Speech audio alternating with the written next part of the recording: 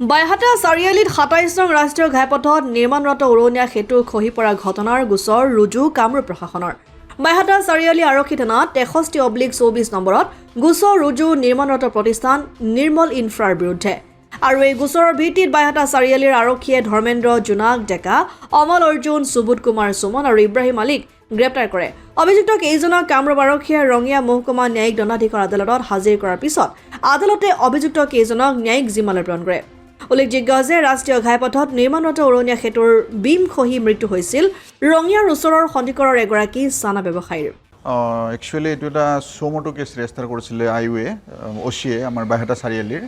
এইটো দীপক শৰ্মা SI তেওঁ এফআইআৰখন launch কৰিছিলে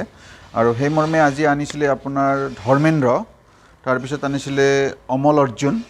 আৰু ইব্ৰাহিম আলী আৰু সুবোধ কুমাৰ সুমন আৰু জোনাক ডেকা এই ৫জন আসামিক মানে আজি এৰেষ্ট কৰি প্ৰডিউচ কৰিছিলে অনাৰেবল কোৰ্টত আৰু কেছটো আমাৰ ৰেজিষ্টাৰ কৰিছিলে 304/34 IPC এই দুটা ছেকশ্যনত এড কৰিছিলে আৰু পুলিচে আজি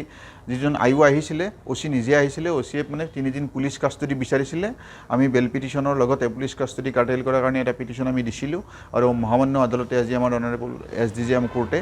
এইটো বিচাৰ বিবেচনা কৰি পুলিচ কাষ্টডি নিদিলে আৰু তেওঁলোকক জুডিচিয়েল কাষ্টডিত পঠালে ইতিমধ্যে গোটেইকেইজন আসামী আপোনাৰ জুডিচিয়েল কাষ্টডিত গ'ল আৰু আমি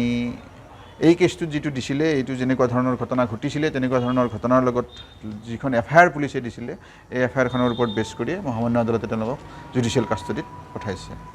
ৰঙিয়াৰ পৰা আইনাল হুছেইনৰ ৰিপৰ্ট অসম আদিত্য।